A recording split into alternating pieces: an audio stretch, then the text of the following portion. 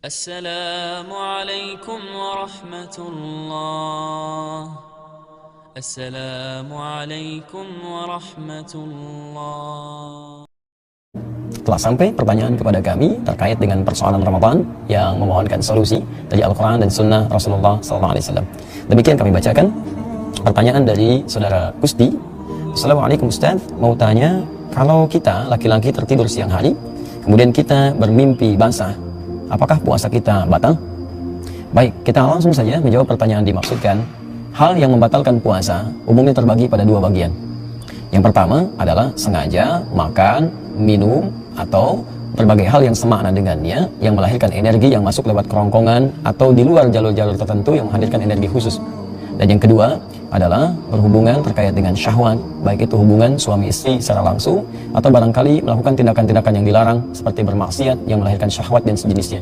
Berdasarkan hadis Nabi SAW di Kitabus Siyam, baik riwayat Al-Bukhari nomor hadis yang pertama, ya, Nabi menyampaikan SAW hadis qudsinya, yatruku ta'amahu wa syarabahu wa syahwatahu min ajli. Orang puasa itu mesti meninggalkan makannya, minumnya, syahwatnya demi aku. Wa ana ajzi bihi, maka yang demikian aku akan berikan pahalanya. Adapun kemudian kalau Anda bermimpi di luar puasa Anda, tidak pernah Anda rencanakan, maka itu tidak membatalkan puasa. Silahkan Anda bangun, kemudian Anda mandi seperti mandi junub pada umumnya, teruskan puasanya, tunaikan sholatnya, dan insya Allah sah puasa Anda mendapatkan pahala dari Allah Subhanahu Wa Taala. Allah Taala a'lam bishawab. Apa yang harus dilakukan jika perempuan sebentar lagi berbuka, ternyata datang masa haidnya? Bagaimana status puasanya? Insya Allah Anda berpuasa luar biasa dari subuh sampai menjelang maghrib, tiba-tiba 5 menit sebelum maghrib kemudian muncul masa haidnya. Maka bagaimana status puasanya? Yang pertama, status puasanya tentunya batal pada saat itu. Ya, jadi tidak terhitung sebagai satu Ramadan, yang satu kali puasa maksudnya yang Anda bisa dapatkan. Tapi berbahagialah Anda, karena pahala Anda sudah didapatkan dengan niat Anda. Innamal a'malu binniyat. Ya, semua amalan bergantung kepada niatnya. Maka apa yang harus Anda lakukan? Pertama, Anda bersabar dengan menerima takdir Allah Subhanahu Wa Taala. Terima itu karena itu yang terbaik bagi Anda. Ya, Anda sudah berniat puasa, sudah melakukan kebaikan, maka itu dicatat sebagai pahala yang insya Allah tertuliskan limpahan-limpahan pahalanya. Dan yang kedua, ya, ketika sampai pada demikian masanya, maka jangan pernah kecewa, karena yang Allah tetapkan untuk Anda itu yang terbaik. Quran surah kedua ayat 216. Kutiba alaikumul qitalu wa huwa kurhul lakum. Diwajibkan bagi Anda memerangi berbagai hal yang tidak baik. Konteks ayat ini turun saat perang, jihad. Tapi juga dia pun berlaku untuk memerangi perasaan hati yang tidak baik. Jangan menyesal, jangan kecewa, karena pahala telah diberikan oleh Allah kepada Anda. Tapi yang Anda harus lakukan bersabar, terima dengan baik, dan rencanakan amalan-amalan yang bisa Anda kerjakan dalam keadaan haid. Ya, setelah itu, catat itu untuk diganti di kemudian hari. Hukumnya tetap dihitung sebagai pahala yang mengalir, tapi puasa Anda tidak dihitung sebagai satu hari dan batal puasa itu dan diganti kemudian di kemudian harinya. Allah Ta'ala. Saudara Adil Pradipta yang menanyakan persoalan, Ustadz, bagaimana hukumnya suntik atau donor darah saat puasa? Saya pernah baca ada suntik yang tidak membatalkan, ada yang membatalkan. Masya Allah, kalau Anda sudah baca berarti Anda sudah dapatkan juga hukumnya dan pernyataan-pernyataannya. Tapi kami ingin menegaskan bahwa memang benar, suntik itu ada yang dua bagian tentunya. Ada yang Anda maksudkan donor darah, ada yang Anda maksudkan suntik untuk memberikan obat atau semacam yang lain. Untuk donor, mungkin terkait juga dengan hijamah, bekam, dan sebagainya. Jika dengan donor itu tidak mengurangi kekuatan Anda dalam menunaikan puasa, maka itu masih boleh dilakukan, tidak ada masalah. Ya, kecuali ketika Anda kerjakan itu bisa menurunkan kemudian kekuatan Anda, energi Anda berkurang, dan Anda jadikan lemas untuk berbuka, maka itu hukumnya tidak boleh dilakukan. Ya, bisa jatuh makruh atau bahkan haram jika memang dipastikan itu bisa mengganggu puasa Anda. Namun demikian, sekali lagi, jika itu bisa memberikan misalnya energi-energi positif untuk meningkatkan ketaatan dan tidak mengurangi kekuatan Anda puasa, maka itu boleh dilakukan, bahkan jika ada manfaatnya berpahala untuk Anda. Adapun suntikan lain selain donor yang sekiranya bisa menghadirkan energi, ya, Anda tidak makan lewat mulut, tapi Anda masukkan makanan dan energi lewat suntikan misalnya, maka itu membatalkan puasa. Tapi kalau suntik biasa untuk masukkan obat yang bukan dalam keadaan energi-energi tertentu, maka itu sah dilakukan, tidak ada masalah di dalamnya. Jadi, saudara kita Randy, ya, hadis yang bilang tidurnya orang puasa itu ibadah, apakah itu sahih? Ya, banyak orang malas pakai alasan hadis dimaksud. Kami sampaikan dan kami tegaskan, hadis dimaksud itu palsu. Ya, bukan hadis sahih tapi hadis palsu. Bahkan bukan cuma palsu tapi palsu banget, ya, tapi palsu banget. Yang pertama, riwayatnya bermasalah, kan? Dan yang kedua, ya, mohon maaf itu bertentangan dengan spirit Ramadan. Ya, Nabi meminta kita untuk meningkatkan ibadah. Lalu Anda mengambil alasan untuk keluar dari semangat itu. Coba Anda bayangkan. Ya, Syekh Mustafa Abdul Aziz atau Rablusi menulis kitab As-Siyam di halaman ke-13 di paragraf yang ketiga di baris kedua sampai dengan ketiga. Beliau sampaikan bahwa ayat pertama puasa itu ketika mewajibkan kepada umat Nabi Muhammad SAW itu turun di hari Senin tanggal kedua Sya'ban tahun kedua Hijrah. Saat turun perintahnya, justru Masya Allah mereka berjuang di bulan Ramadan dengan panas terik. Masih ada juga yang berperang di perang Badar. Anda bisa bayangkan, Ramadan, perang Badar, panas, terik, aktivitas meningkat. Yang puasa, yang sholat, yang baca Al-Quran. Mereka sahabat, ahli surga, sebagian mereka masuk surga tanpa hisab.